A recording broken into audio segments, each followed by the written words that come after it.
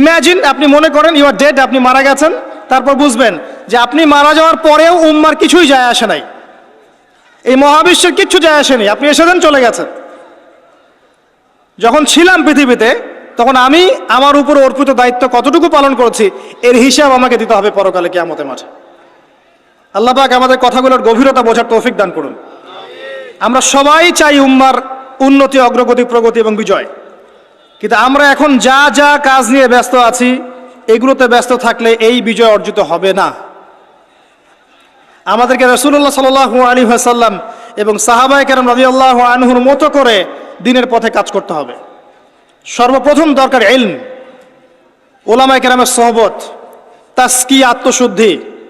আপনার দরকার ওলামায়ে কেরামের মধ্যে ইউনাইটেড একটা প্ল্যাটফর্ম, একটা যোগ্য নেতৃত্ব, সবাইকে নিজের ভাই মনে করার মানসিকতা, নিজের দেশ, জাতি, উম্মাকে একসাথে নিয়ে এগিয়ে যাওয়া, সবার কল্যাণকামী হওয়া। দরকার যুব সমাজের রেভলিউশন, যুব সমাজের আল্লাহর পথে প্রত্যাবর্তনের রেভলিউশন দরকার। আমাদের মেয়েদের যে অশ্লীলতার পথে নিয়ে যাওয়া হয়েছে এখান থেকে ওদের প্রত্যাবর্তন দরকার আল্লাহর পথে। আমাদের পরবর্তী জেনারেশনকে আবু বকর, ওমর, ওসমান, আলী রাদিয়াল্লাহু আনহুর মতো আদর্শে গড়ে তোলা দরকার। অনেক কাজ বাকি আছে, অনেক কাজ বাকি আছে, কাজের বহু বাকি আছে, পথ এখনো যোজন যোজন দূর। আমরা এমন কিছু করে ফেলিনি এখনো যে বাংলার মাটিতে দিন কায়েম হয়ে গেছে, এমন কিছু করিনি আমরা এখনো। আর আমরা এভাবে হেলায় খেলায় যদি সবকিছু পার করতে থাকি, এখন যা আছে 10 বছর পর সেটাও থাকবে না। দেখে নিয়েন, দেখে নিয়েন, এখন যা আছে এভাবেই যদি চলতে থাকি আমরা, আগামী 10 বছর এটাও থাকবে না। তখন আফসোস করতে হবে আগের 10 বছরই মনে হয় ভালো ছিল। হ্যাঁ, বিগত 10, 20, 30, 40, 50 থেকে যদি এভাবে কাজ করতে পারতাম হয়তো আজকে আমাকে এই অবস্থা দেখতে হতো না। কথাগুলো অনেকের মনোপুত হবে না আমি জানি, কিন্তু যাদের মনোপুত হবে না তাদের নিয়ে আমার মোটেও মাথা ব্যথা নাই। যেটা আপনাকে সত্য বলে মনে হচ্ছে এবং আল্লাহ আপনার কলবের মধ্যে ইনস্টল করেছেন, কোরআন সুন্নাহর মানদণ্ডে এটা সত্য, এই সত্য বলা সৎসাহস আপনার থাকা উচিত। তার পক্ষে একজন মানুষ থাক আর 1 লাখ মানুষই থাক, যদি এমন কোনো কথা সত্য হয় যেটা কেউ বলেনি আগে, আপনার সাহস করা উচিত সেটা বলার জন্য। আজকে থেকে 6 বছর আগে বলেছিলাম যে পেপার মানি থাকবে না, বলেছিলাম। আগামী 10 বছরের মধ্যে দেখবেন ইনশাআল্লাহ তাআলা, ওয়াল্লাহু আ'লাম বছর কত, আগামী সময়গুলোতে দেখবেন পেপার মানি বলে কিচ্ছু থাকবে না, ডিজিট দিবেন খালি ডিজিট। তার চেয়ে ডেঞ্জারাস বিষয় হচ্ছে এই ক্রিপ্টোকারেন্সির উপরে গভর্নমেন্টের কোনো নিয়ন্ত্রণ থাকবে না। ক্রিপ্টোকারেন্সির উপরে গভর্নমেন্টের কোনো নিয়ন্ত্রণ থাকে না, এটা আরো ডেঞ্জারাস। এতে করে একটা জাতির সম্পদ লুটে নেওয়া সহজ হয়। যারা এই কাজগুলো করছে পরিকল্পিতভাবে করছে, এমনি এমনি করছে না, সুপরিকল্পিতভাবেই করছে এগুলো। অতএব যেটা বর্তমান, সেই বর্তমান সম্পর্কে যদি আপনি সচেতন না হন, আপনার কাছে মনে হবে যেটা ভবিষ্যৎ বক্তা মনে হয়, অথচ এটা ভবিষ্যৎ ছিল না, এটা বর্তমানই ছিল। আপনি বর্তমান সম্পর্কে গাফেল ছিলেন বলেই বুঝতে পারেন নাই। আর এখনো যেটা বললাম এটা বর্তমান, এটা ভবিষ্যৎ নয়। বর্তমান সম্পর্কে গাফেল থাকলে আপনি বুঝতে পারবেন না। লাহুম কুলুবুন লা ইয়াফকাহুনা বিহা ওয়া লাহুম আযানুন লা ইয়াসমাউনা বিহা ওয়া লাহুম আ'য়ুনুন লা ইউবসিরুনা বিহা উলাইকা কাল আনআম বাল হুম আদাল ওয়া উলাইকা হুমুল গাফিলুন। আজকের বক্তব্যের টপিক এটা ছিল না যে আমি আলোচনা করলাম, আমি অন্য কিছু চিন্তা করেছিলাম, কিন্তু আমি আশা করি এই কথাগুলো আপনাদের কাজে দিবে, এই কথাগুলো মানুষের কাছে ছড়িয়ে যাবে ইনশাআল্লাহ। প্রথম কথা হচ্ছে উম্মার অবস্থা ভালো না, মুসলিম উম্মার অবস্থা এখন ভালো না। এখন সেই সোনালী যুগ চলছে না। এটা আবু বকর, ওমর, ওসমান, আলীর যুগ নয় রাদিয়াল্লাহু আনহুম। এটা উসমানীয় খেলাফত নয়, উমাইয়া, আব্বাসীয়, ফাতেমি খেলাফত নয়। এটা মিশরের মামলুক শাসন নয়, কর্ডোবার ইসলামিক খেলাফত নয়। এটা তো অটোমান এম্পায়ারদের মতো সময়ও নয়, যখন অ্যাটলিস্ট একটা শেল ছিল। এতিম অবস্থায় আছি আমরা। সারা ওয়ার্ল্ড ওয়াইড তাকান, দেখবেন মুসলিমদের স্বতন্ত্র কোনো খেলাফা স্টেট নাই, আছে? পুরো মুসলিম উম্মার দিকে তাকান, যেদিকে তাকাবেন সেদিকে মুসলিমরা মার খাচ্ছে দেখবেন। যে কোনো কান্ট্রি বেছে নেন দেখবেন মার খাচ্ছে। পুরো উম্মার দিকে তাকান, মুসলিমরা আছে সবচেয়ে বড় সুদখোর, মুসলিমরা সুদ খাচ্ছে। মুসলিম উম্মার যুবকরা আজকে নাস্তিক হয়ে যাচ্ছে।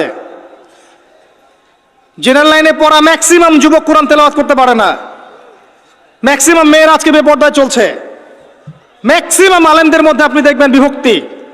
উম্মাহ সেই সোনালী যুগে আর নেই এখন। পলিটিক্যালি আপনার কাছে কোনো পাওয়ার নাই, ইকোনমিক কোনো সেকশন নাই, স্বতন্ত্র কোনো ইকোনমিক সিস্টেম নাই, কোনো মিডিয়া নাই আপনার স্বতন্ত্র, স্বতন্ত্র প্রযুক্তিও নাই, স্বতন্ত্র সামরিক বাহিনী নাই। এবং কয়টা মুসলিম কান্ট্রি আপনি পাবেন যাদের পারমাণবিক অস্ত্র আছে?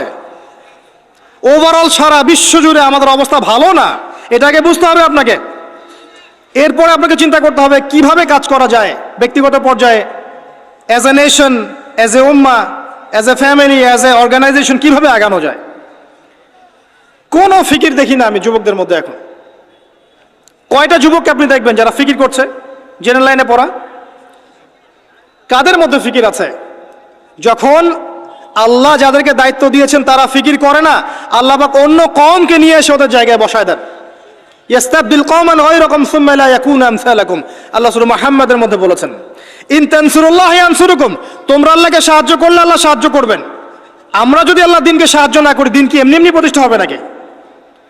ইন্নাল্লাহা লা ইউগাইয়িরু মা বিকওমিন হাত্তা ইউগাইয়িরু মা বিআনফুসিহিম, যতক্ষণ আল্লাহ পাক ততক্ষণ কোনো জাতির অবস্থা পরিবর্তন করেন না যতক্ষণ ওই জাতি তার অবস্থা পরিবর্তনের চেষ্টা করে না।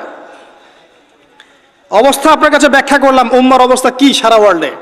এখন আপনি নিজে ব্যক্তিগতভাবে চিন্তা করেন কি করা যায়। অপশন আছে কয়েকটা আপনার সামনে, যেমন করে চলছেন ফিরছেন এভাবেই চলেন ফিরেন। একসময় হায়াত শেষ হবে, মারা যাবেন, শেষ। এই দুনিয়ার জীবনে ভোগ বিলাস, টাকা পয়সা, বাড়ি গাড়ি সব পাবেন, কোনো সমস্যা নাই। একসময় হায়াত শেষ হয়ে যাবে, আপনি ডেড, এবং আপনার নাম ইতিহাস থেকে মুছে যাবে।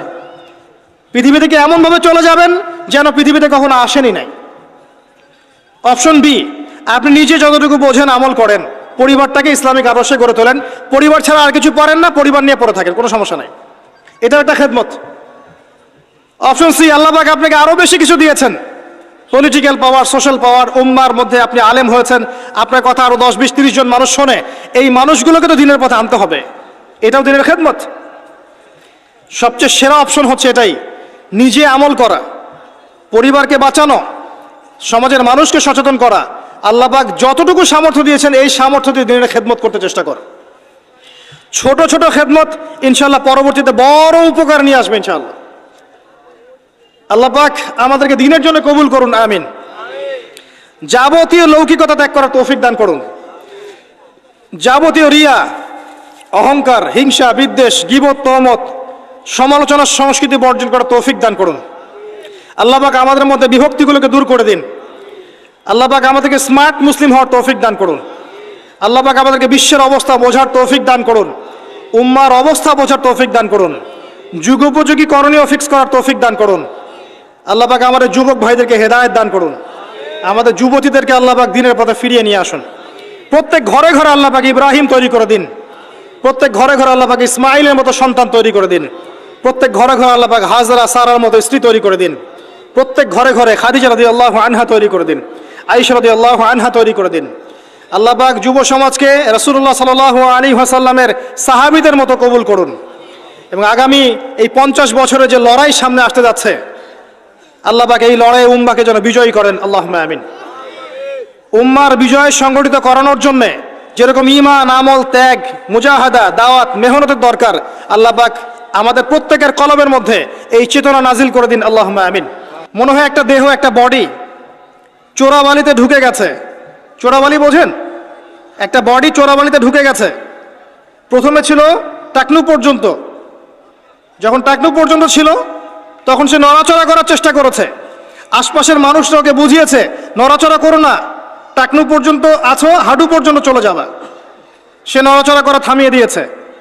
নড়াচড়া না করা সত্ত্বেও একদিন তার হাঁটু ডুবে গেছে। হাঁটু ডুবে যাওয়ার পর আশপাশের মানুষ আবার বুঝিয়েছে খবরটা নড়াচড়া করো না, যদি আর নড়াচড়া করো তোমার উরু পর্যন্ত ডুবে যাবে। সে বেচারা নড়াচড়া করে নাই, দাঁড়িয়ে আছে। নড়াচড়া না করা সত্ত্বেও একদিন তার থাই পর্যন্ত ডুবে গেছে। এভাবে আস্তে আস্তে কোমর, তারপর আস্তে আস্তে বুক, আস্তে আস্তে গলা।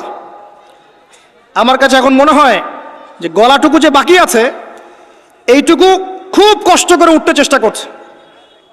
কিছু মানুষ এই গলা সহ বডিটাকে বের করার চেষ্টা করছে, আর আশপাশের ওই মানুষগুলো এখনো বলে যাচ্ছে নড়াচড়া করো না, নড়াচড়া করো না, নড়াচড়া করলে তোমার এই গলাটুকু ডুবে যাবে।